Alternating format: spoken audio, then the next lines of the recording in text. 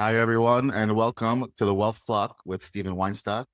I've been investing in real estate for over 20 years, from single family homes to multifamily properties to launching my own real estate investment fund. This podcast is brought to you by We Capital and the Goethals Capital Fund, where we buy properties in cash, we lock in deep discounts, we eliminate the mortgage risks upfront in year one, and then we refinance later in order to scale. This show is not about me. It's about operators, founders, and closers who are building real results in real time. Today, I'm joined by RJ Fishman, Chief Strategy Officer at Artanis Emergency Communities.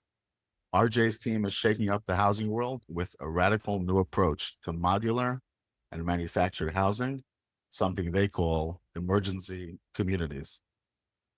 He's a fourth generation real estate professional with over a decade of experience in housing and systems, and he's now leading efforts to solve some of the biggest challenges in affordable and emergency housing. When he's not on site or at his desk, you can find him in the gym, on a hiking trail, or meditating. I guess he'll tell us about that. RJ, welcome to the show.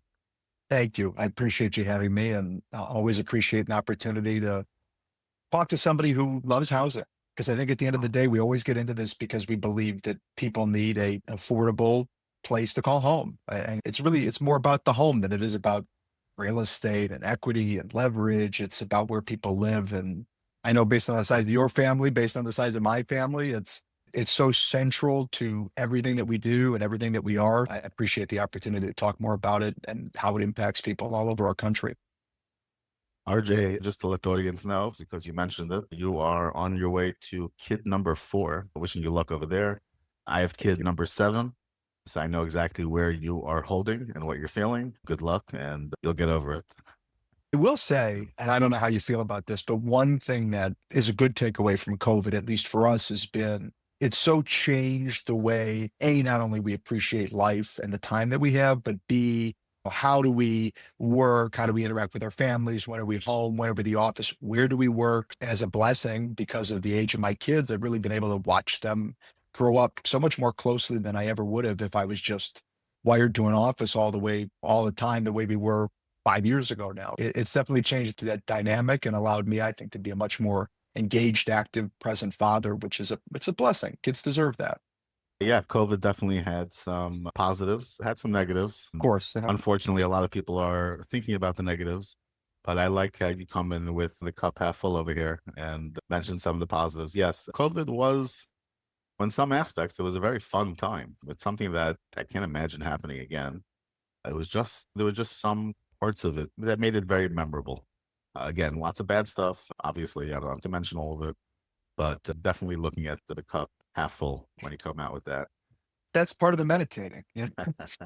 And I think, listen, meditating can take so many forms for many people. Their meditation is just going and praying. It's part of religion and Judaism, which was never something that I really understood before. Much of Jewish prayer and the rituals are oriented in the same general concept. And I was trained in the traditional transcendental meditation technique that the Maharishi taught the Beatles back in the 60s. And Rick Rubin talks a lot about it as a producer from an artistic perspective, this concept of tapping the source of infinite knowledge. And it's funny because I was speaking to the wife of a very prominent leader in the Orthodox Jewish community here in Detroit once, and she said, everything you're saying is in the Torah and the Talmud. This isn't new. And I don't know, it's new to me because I learned it from the Eastern tradition as opposed to the religious tradition. But I think at its core, it's about learning to enjoy life, whatever life is, and just it's part of what our company practices in principle with this emergency communities concept we'll talk about. It's resilience, it's creativity, it's peace in the home. So much of it is oriented around mindset, and anything is negative if you look at it negatively. Anything is positive if you find ways to see the positive. Definitely getting closer to God using a Torah scroll is probably optimal, or at least that's what they teach us in the yeshiva. But if I can get it from Rick Rubin, I think that's fine too. He's got a long beard. He Yeah. has a beard. The Beatles are definitely very successful, and it's hard to argue. Hard to argue with that. I'll leave it at that. You can comment in the comment section if you have a comment about the yeshiva and Rick Rubin. walk us through the early days. How did Artanis? Now, I asked you a few times before we started how we pronounce the company name. You told me it was Artanis, and then you told me it is what, something backwards? It's Sinatra backwards, which we drew on for a few reasons. One, I love his music and that whole era. And interestingly enough, Frank Sinatra, people don't know this, but Frank Sinatra was an ardent Zionist and learned a lot about Judaism from Sammy Davis Jr., who was a convert, of course. But that aside, when we started the company, we were, and I'll give you the full progression, but when we started the company, we wanted to bring a new set of eyes to manufactured housing as a concept, right? Everybody's familiar with the idea of a trailer park. And there's a reason why there have been 10 new manufactured housing communities developed in the last 20 years, give or take. The industry does not have a very good reputation. It's based a lot in part on not only municipal pushback, but the conditions people live in. I think people just have a sort of perception about living in a manufactured housing community. And I'll take it one step back from that. What makes a manufactured housing community different from either apartments or single family homes is that the owner operator owns the land and then either leases the homes or sells the homes, and then the homeowner pays a site lease. So it's either a dual rental or it's a rental and home ownership, but still with a leasing platform. And it's treated as chattel. It's not taxed as traditional real estate. So the school districts don't like that because the residents don't pay school taxes the way you or I do on the home that we own. But for a lot of Americans, that is the single most affordable way to step out of rentals, whether it's a rental home, a rental apartment, it's home ownership. You have a mortgage, it's a chattel mortgage, but you still have a mortgage. You're making payments. You have four walls, you have a lawn, you have something of your own. And we think that model really works if it's not done in the way that people think of a trailer park. And particularly over the weekend and with hurricane season on the approach and everything that happened in North Carolina last year. Still, the concept of a trailer park is that it's unsafe not just from a crime perspective, but from a habitability perspective. And we looked at it and said, why is that necessary? Why can't these subdivisions that our grandparents grew up in, our parents grew up in, our grandparents owned in the 40s and 50s, the type of subdivisions that popped up after World War II, money was flowing, mortgages were out there, and people would buy a little 1,200 square foot house on a tenth of an acre parcel in a place like Oak Park, Michigan, which is our inspirations, where my grandfather still lives, and the house that he had built in 1949 or 1950 when my dad was born. And so we looked at it and said, why can't we offer modular or manufactured homes, so homes built in a factory, and put them in the same sort of setting? Rolled curbs, off-street parking, clean, beautiful subdivisions. And so it's called back to this post-World War II baby boomer era. And we thought of Palm Springs, where Bing Crosby owned a lot of trailer parks, and we thought of Frank Sinatra.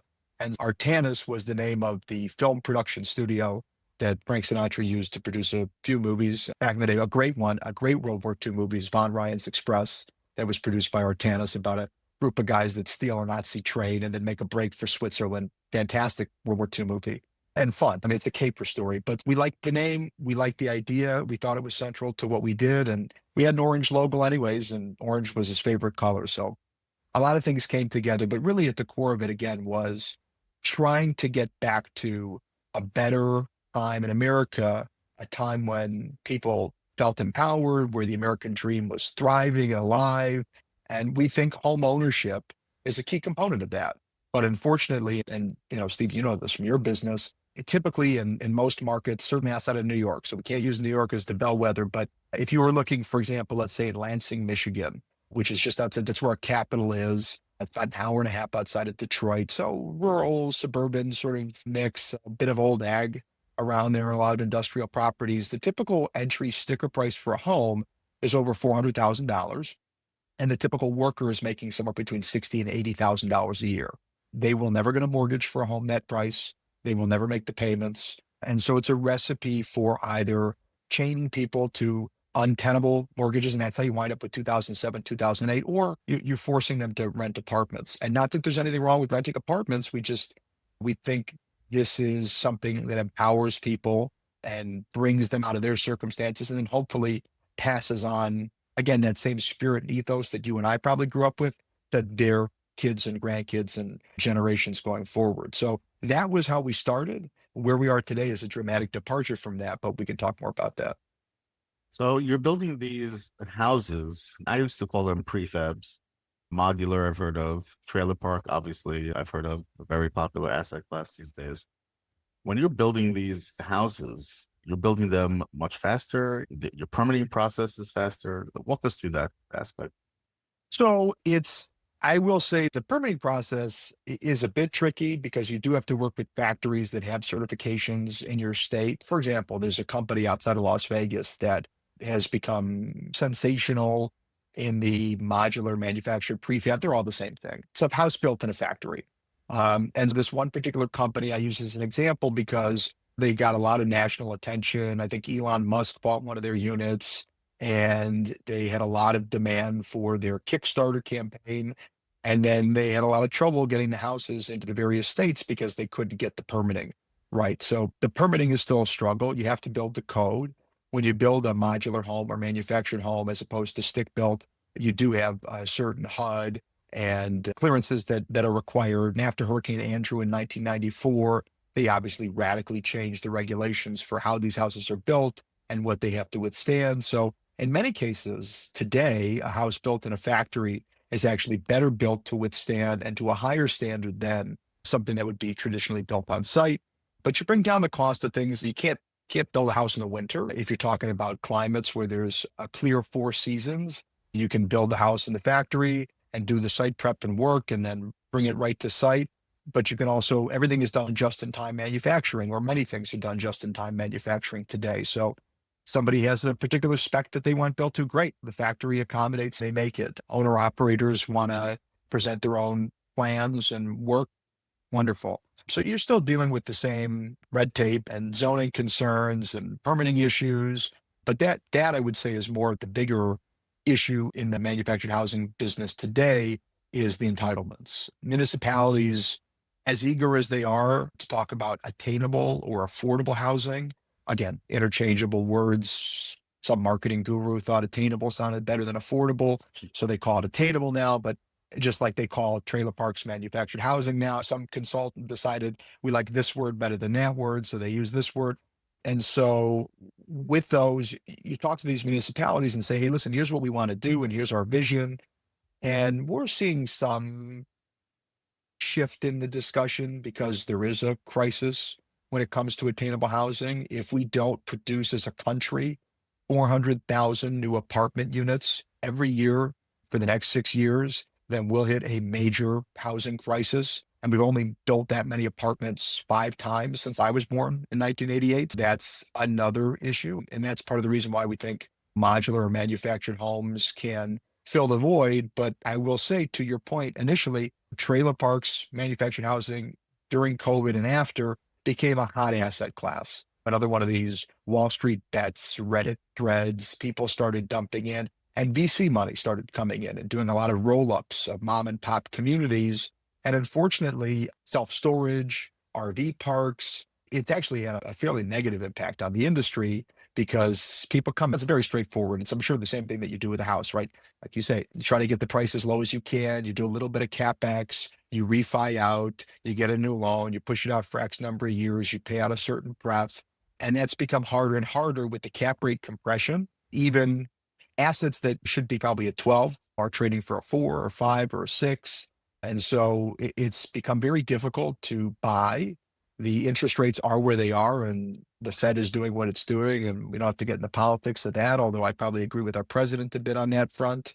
And even if you didn't, unfortunately, as rates have come down, most of the folks in control of the leverage are still eating the spread. It is not getting passed on to the borrower. It's not getting passed on to the consumer that's moving in. And so, unfortunately, we looked at all of that and walked away from our last acquisition in December based on some questionable practices of the seller when it came to their property taxes. But we sat there scratching our heads going, what do we do here? This industry isn't working. Is it development? Is it something else? And then shortly thereafter, the world changed and our business model did too. You're buying land, correct? and putting these homes on top, or are you buying existing structures and knocking it down? What's the typical? So I would say that, without respect to the emergency community component, just talking about straight manufactured housing acquisitions, there are portfolios out there that are available for sale. If you wanted, you could buy a 10 state, 5,000 unit portfolio right now and go in and rehab the ones that need rehabbing and clean up the ones that don't and get your rent rolls cleaned up and do the work. But there is very little new development in the manufactured housing space. And that from the top down, Sun Communities, which is the largest publicly traded REIT in the world with respect to manufactured housing communities, stopped all of their new building for a reason. And they have very, very capable, I know the guys, so they had a very capable team that was out doing their entitlement work and doing their development work. And again, it's in part municipal pushback, entitlements, it's in part the way people perceive what's going to be built or developed. And I think it also is in part, frankly, that the factories themselves have not adapted to a more modern economy. I think of Eichler and Eichler Homes in California back in the 50s and 60s. And I always say Steve Jobs grew up in an Eichler home. And Eichler homes were these beautiful, but they were standardized homes. They were stick built, but they had a standard. And they all had this atrium right in the middle of the house, beautiful atrium space. And they were modern, they were clean. And Steve Jobs took that vision and inspiration, and that's what led him to his sort of vision of how you design all of these Mac products that we all use today: modern, clean, simple, standard. And so we, again, as we looked at new development opportunities or building opportunities, we said, why can't we, if housing inspired Steve Jobs, then why can't Steve Jobs inspire housing? Bring it full circle. And we think that the generation of obviously people growing up now, but really probably up to about 45, so the millennials and younger, they've been so trained to purchase that way. And frankly, all these Apple products, if you buy on the the upgrade program or your cell phone company, it's really, you really don't own this thing. You're either making monthly payments with 0% down and then shipping it back to them at the end of 2, 3 years, or you're buying it and paying these monthly payments. So why not bring that same ethos back to the housing business and say, standardize the production, modernize the product, make them clean, simple, beautiful, get rid of the siding, these junky units that people are so used to, and produce something that's really eye-catching and dynamic and different. As we played around with a lot of these ideas and had our sort of annual retreat in December over the holidays, we said, this all has to change. Everything from the bottom up. The only way that we're going to find any success in this industry now is pursuing blue ocean strategies.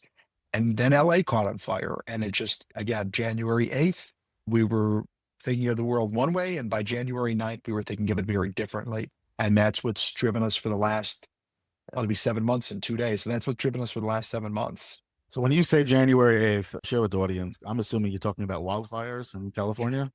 Yes. Yeah. So my partner is in Marina Del Rey, and that's where our offices are. And on January 8th, LA caught on fire. Started obviously in Malibu and the Palisades, and everybody heard about these celebrities fleeing their homes and the multi-million-dollar fires. And then it spread to Altadena and the Eaton fires. And those fires had an impact on what is the highest per capita Black home ownership rate in the country. And yes, you're talking about still multi-million-dollar homes, but out there that's middle class. And this group of individuals, many of them underinsured or not insured at all, totally unprepared for it. You have massive scale, more than 10,000 homes were destroyed. And we had a nexus to the incoming administration and got a phone call. And basically the question put to us was, what are you going to do about it? And so what do you mean, what are we going to do about it? Because listen, you guys, you have ideas, you want to do something different, you have access to factories, you have resources. This is your time to step up and do something.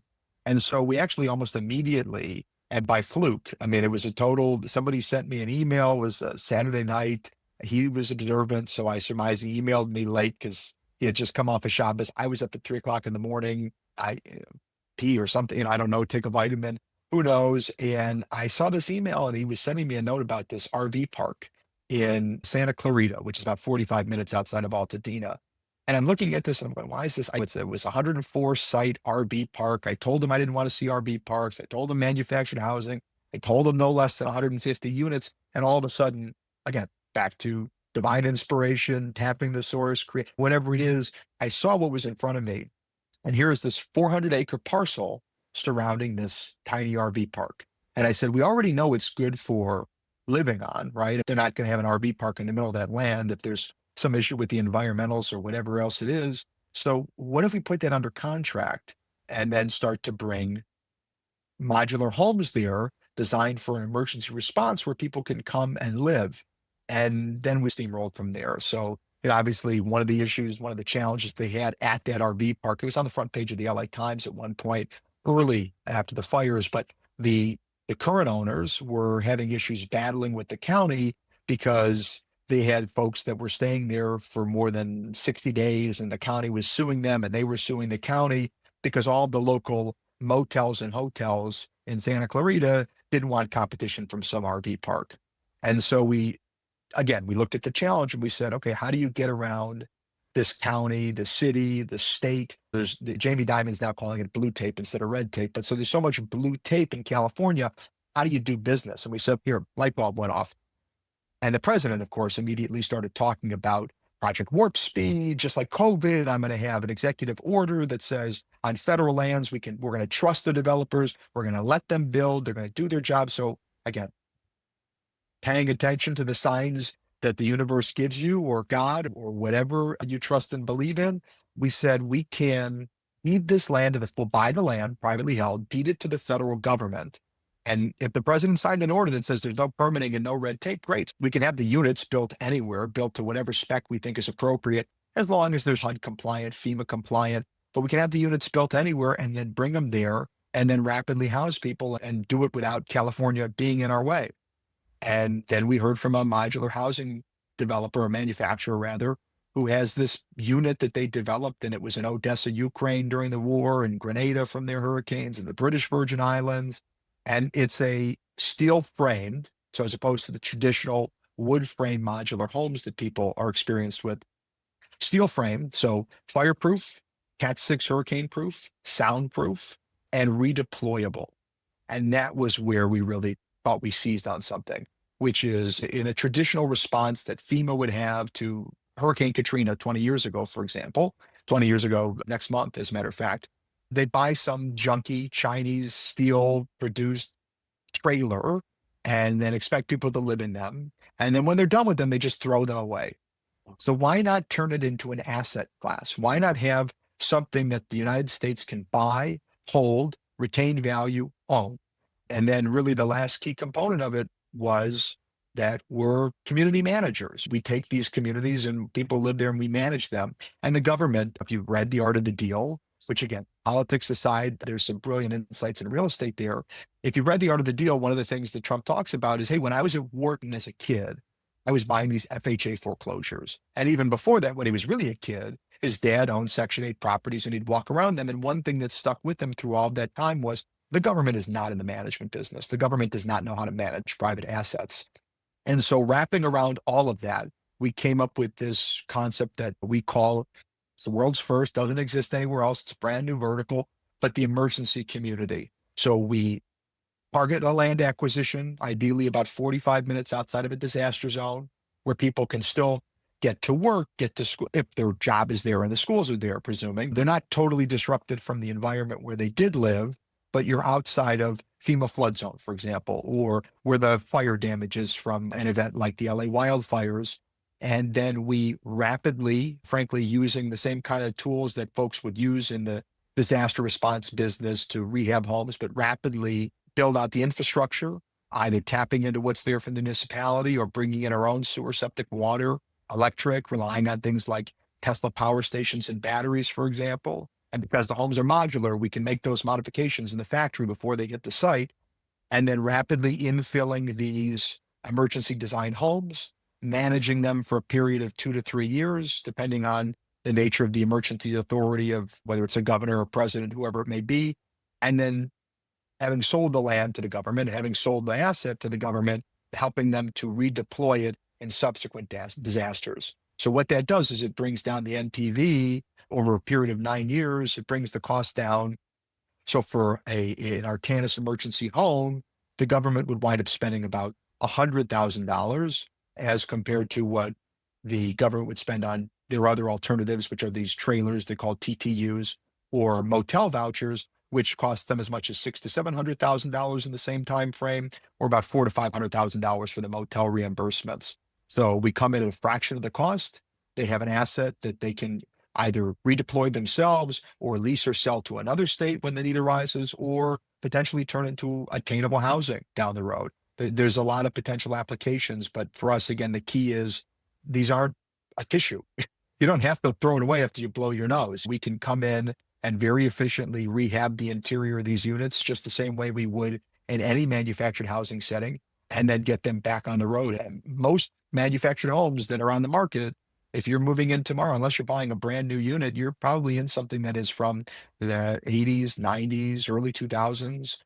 They get cleaned up, they get gutted, you put in new countertops, just like you would a regular stick-built home, and the next person uses them. That's the re-envisioning that we had after January 8th and 9th, and there's been a lot of moving pieces since, and obviously even just this weekend with Texas, we had our assets scrambling, deployed to try and determine what and how the course and scope and the nature of the damage, which we can talk more about. But with the president's guidance to this country to look to privatization, look to modern solutions, look to new ways of doing business, obviously a lot came together to make it the right opportunity at the right moment. When you're having these natural disasters that are occurring, you're trying to find a solution on behalf of a private company, but you obviously have to figure out a way to work with the local authorities or FEMA or just a bunch of regulatory agencies. Now, I know in general, dealing with these agencies is typically arduous, it's tough. You need a separate compliance department, all that type of stuff. But I guess here you're coming to that in the middle of a big emergency. Typically, there's dollars being thrown everywhere. Sometimes you hear the president will say, okay, we're earmarking 68 billion. And one senator will say, no, it can only be 44. Okay, 44. And whatever it is, it probably always goes over budget anyways. And you're dealing with this head on. Am I correct? You have an emergency here. You're buying the land. I guess in this case, in California, you're doing something with moving over the actual deed. But what happens 2 years later? You have everyone you built, you have people living there.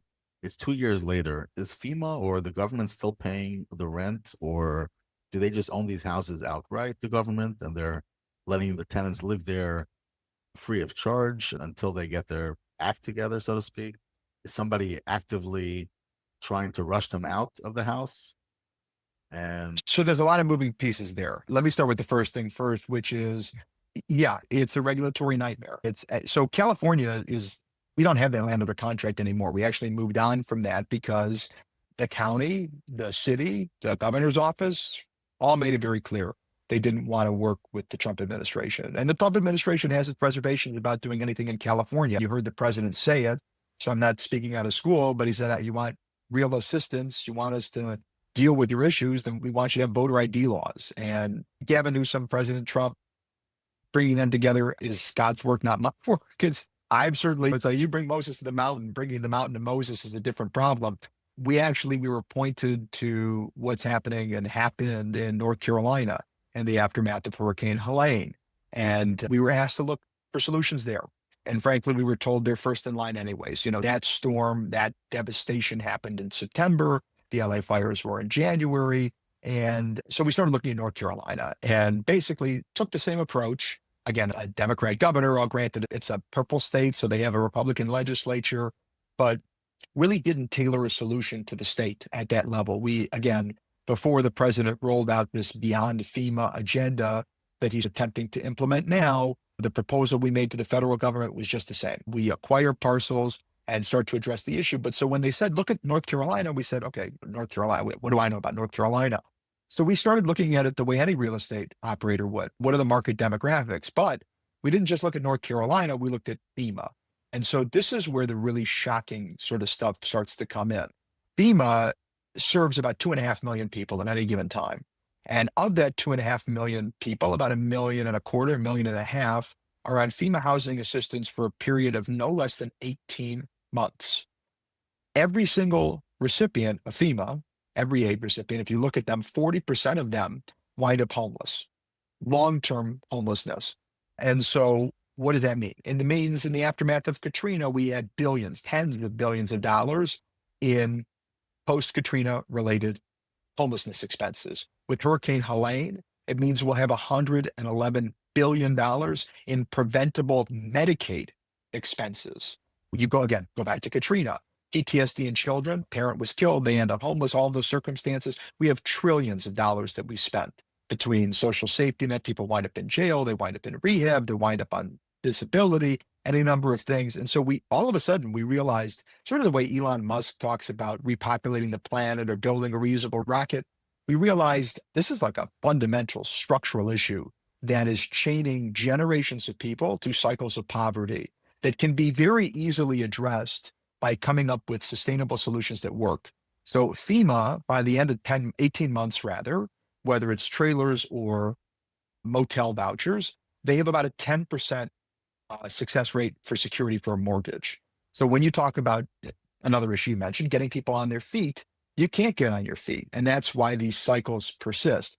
With our modeling and our economic studies that we've done, we believe we can position 90% of our residents for mortgage eligibility by 18 months. Now, how do we do that? The model is this. We're selling the land to the federal government or deeding it over for a period of time, and we're selling the federal government the homes. And in doing so and not profiteering, unfortunately, if I was to buy a trailer that's FEMA certified tomorrow, what that means is I'd buy it from the factory. It would ordinarily be $50,000, $60,000 for that unit, single bedroom, two bedroom unit, small units. But I'd buy it for $50,000 or $60,000. I'd stick a fire suppression unit, so one sprinkler, for $250 in the factory, and then somebody would turn around and sell that to FEMA for $400,000 or more. In Maui, they're paying $600,000. Now, in the private industry, in a manufactured housing community, again, I'd pay 50, 60,000. I'd sell it to consumer for 100,000 for a single wide, and maybe 140 or something like that for a double wide, depending on how nice, some of them are very pretty now, but an ordinary unit. So part of the problem is there's this massive profiteering and these massive markups. And so for the same 400 and some odd $1,000 that they're just buying a trailer, which winds up in North Carolina, for example, the state bought 1,000. They have in the months since, they're coming up on a year, so it's 10 months since Helene, they've deployed 6. So there's a 99.4% waste rate. They bought 1,000 units at a sticker, probably somewhere between $250,000 to $400,000, and they've delivered 6. Because you can't park these things in the parking lot of a Cracker Barrel or a Walmart. You have to have water, electric, sewer, or they won't give you the unit.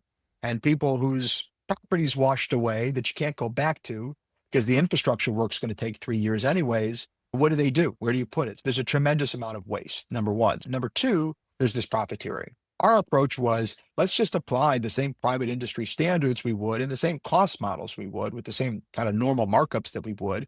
And what we're able to do for the same 400 and some odd $1,000 again is wire the land, rapidly develop an infrastructure, place the homes, manage the community for a period of 2 to 3 years, and then the government owns that asset full out to do whatever they want with. In our mind, they would redeploy it for another disaster cycle, or sell it or lease it to another state that has an impending disaster, or they can warehouse them, obviously. Another option, again, would be to turn them into attainable, affordable housing. But in any circumstance, when you do the math and you cycle it out, as I say, for a period of 10 years, you compare it to Katrina, we're coming in at 18 cents on the dollar. And so there's a tremendous savings. And then there's also this redeployability of the asset. But ordinarily, to your question, the federal government would give somebody one of these trailers or stick them in a motel and pay out their vouchers for a certain period of time, kick them out in the cold. And these people, because they're so worried about the roof over their head, they're not getting workforce training. They're not seeing their doctors. They're not taking their medications. Their kids aren't getting to school. And so and unfortunately, just adding another complex layer to all of this, not to throw so much at you, but in these disasters, we see a remarkable spike in things like human trafficking. These disasters are a hotbed for radicalization, whether it's the Latino gangs or whatever it may be. But we see, for example, after Katrina, there are more than 4,500 reported cases of human trafficking. In Helene, as of a couple of months ago, there were more than 500. And those are reported. God knows how many people. So somebody says, hey, people are desperate. They say, you need a job, you need work, jump in the car with me, and they're gone. So our entire society, in many ways, is impacted by this sort of silent crisis. And unless you've lived or experienced one of these disasters, you don't see the inside of it. We certainly didn't. It's nothing. I didn't know anything about any of this 8 months ago. When you start to dig into market demographics and look at a problem holistically and challenge the paradigm of the existing system, as we did, it opens up your eyes. And if you are a pragmatist, as an American citizen, we looked at this and we said, this isn't tenable. So we haven't looked at a single traditional manufactured housing acquisition since December. We have strictly focused on trying to solve this in the interim. Did you guys invent this asset class? What was emergency housing something outside of government ever tried? Are there You're shaking your head. No, this is no. This is a one of the ad series that we did, or one of these sort of the informational sets of marketing material we put out, as we called it, "What Took So Long?" And we looked at the inspiration from other things that you say, hey, what took so long? The ballpoint pen wasn't invented until the 30s. The rolling suitcase, this is the best example, right? Uh, the wheel is the second oldest invention after fire. Luggage has been around for centuries. Until 1971, nobody ever thought to put wheels on a suitcase. The shipping container wasn't invented until the 50s. So sometimes it's a matter of somebody saying, why don't we do it that way? And the reality is, and obviously we've addressed this in marketing materials too, why wouldn't they? And to your point, most owner operators in the real estate space, we have enough problems dealing with the governments just to get entitlement, zoning, permitting, and beyond the ordinary regulations. So all of a sudden say, now we're also going to do all of that, but in the context of an emergency, you have this temporal throwaway. Where do these people go? They're not really your tenant. What do you do? So yeah, we have invented this asset class. It's not something that has ever existed. And frankly, we're still working on making sure that it does exist. But we think that what's happened in Texas, just like what happened with Helene, just like what very well may happen with this coming hurricane season, which we're in the throes of now. Our meteorologists have done some predictive modeling, and we anticipate 4 to 5 major landfalls this year, which theoretically impact potentially tens and tens of millions of homes, depending on not only wind risk, what we saw in Texas over the weekend. It's not the wind from the storm, it's the surge risk, it's the flood waters. And for example, a home that's in a flood, it may not be washed away, it may not suffer sustained structural damage, but if mold isn't remediated within 48 hours, the home will be condemned at some point. They will not let people live there. It's not habitable.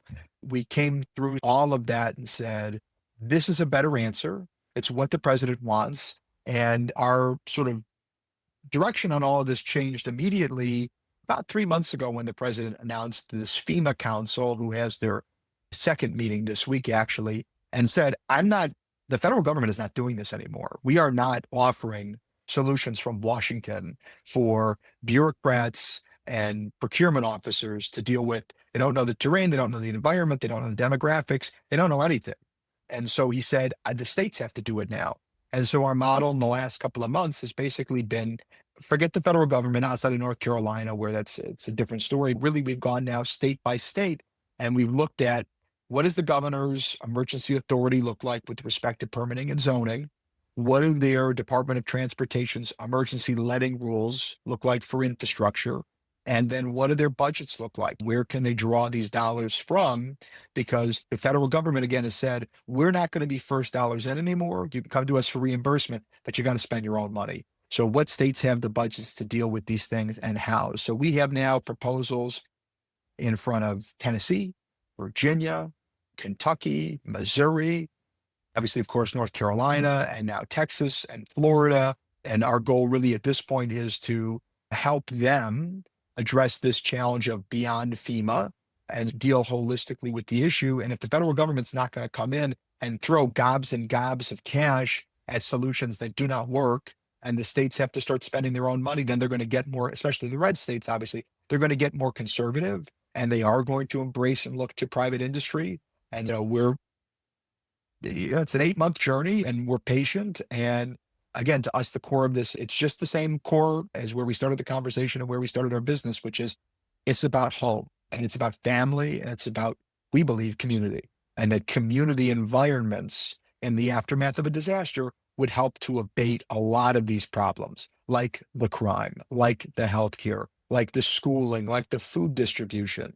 Again, there's a lot more to it when FEMA comes in than just repairing roads and bridges. And unfortunately, listen, you don't see the LA fires on the news anymore either, right? Which is surprising because it's LA. You would think that everybody would hear about that every day, but these disasters happen.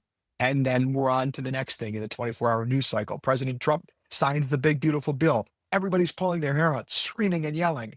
And you have this massive flood hits Texas, and it's the only thing people are talking about. We have a very short attention span as a country. And unfortunately, most of us never hear word one about these things within 30 days of them happening.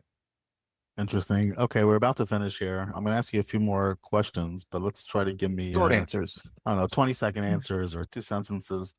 Fast forward 5 years, where do you see Artanis emergency communities and this new asset class going? Our goal is not only to have a national platform for emergency housing and to have either MOUs or pre-contract understandings with every state, but to look internationally as well. We look at so many places around the world that have a need. Israel, for example, one of the things they talk about now is anticipating many diaspora Jews coming to Israel in the aftermath of October 7th, once the war is over. Great. Where are they going to live? Looking at these rapid solutions for housing a lot of people all at once and looking at it from everything from student housing to senior living to emergency communities. Okay, so that was way longer than 20 seconds, but I'm going to add Sorry, on to it's fine. I'm going to add on to that. So you mentioned Israel. I was actually in Israel in this past March, and we went on, I guess it's called a mission. We went out, we were helping, volunteering from farming to planting trees. Anyways, so one of the days we spent in some desert somewhere, and it was outside a kibbutz, and they had just built, it was an existing kibbutz for, I don't know, 20, 30, 50 years, whatever it was. But they had just built on the outskirts tons of new modular homes for people who were affected by the 10/7 massacre the year before on a kibbutz down there. I think it was kibbutz Be'eri. They had basically, they were living in hotels by the Dead Sea for a year. And then finally they built these modular homes and they moved in. And it was very nice, but they had these homes that were built within a matter of, I guess, months. They had the government behind them. They had the military behind them. We were just there planting trees with some soldiers to try to make it look a little more lush and green. Apparently, that's how it was in their old spot. You mentioned Israel, and all of a sudden, I remember this came back to me. I was volunteering that one day, and I got to see how these people are living. And the houses were they were pretty nice. They had little outdoor spaces, sliding doors in the back. They didn't look so bad. They make a beautiful unit these days, and Yeah. they can tailor them to whatever you want. I was in a modular factory that builds modular apartments outside of Detroit. Great company. It's called Janasco Development.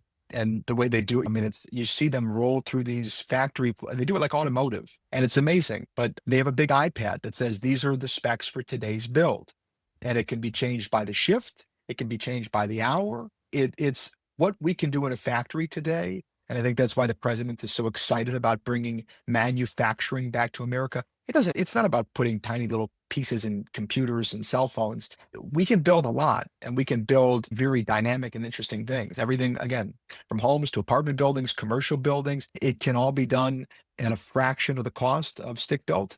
And I take, for example, those homes in Israel. I don't know what they did in our model, modular housing, these emergency communities, 4 men, 8-hour job. We can bring the product from the factory and somebody can be moved in the next day. Okay, last question, less than 20 seconds. If I handed you a blank check tomorrow, what's the one housing problem you'd solve immediately? Wow. Honestly, I think it just gets back to attainable housing. I think if I had a blank check, I'd probably build out a new attainable housing community with rolled curbs and off-street parking outside of every major muni in this country and give businesses the opportunities to put their employees in first so that we can start to bring new employees and new workforce to new communities. Okay, RJ Fishman, thank you very much for joining us. Tell everybody here how they could reach you, how they could reach out to Artanis, your company. It's Sinatra backwards. That's how I am remembering it. Go for it. But I'll make it that much easier for you. BeyondFEMA.com. BeyondFEMA.com. That's our website. BeyondFEMA.com. Oh, wow. Very Yeah. nice. Okay. So, Great for emergency housing. Yeah, you can get us at emergencycommunities.com too. We own a lot of domains, but anybody can reach us there. If my email is real easy, it's rjf at Artanis, so Sinatra backwards, cap.com. I'm on LinkedIn. We're on all social media platforms as at Artanis Cap. And we'd love to hear from you, hear your ideas, hear about your stories, whether it's problems with affordable housing, problems with emergency housing. We're doing what you are, Stephen, every day, which is trying to listen to people's stories and see what we can't do to help. Okay. Thank you, RJ Fishman, for coming on. Again, this podcast is brought to you by We Capital and the Goethals Capital Fund, where we buy properties in cash. We're locking in a deep discount upfront. We're eliminating mortgage risk in year one, and we are refinancing later on in order to scale up. Please reach out to me. RJ, it was great having you. Until the next time. Thank you.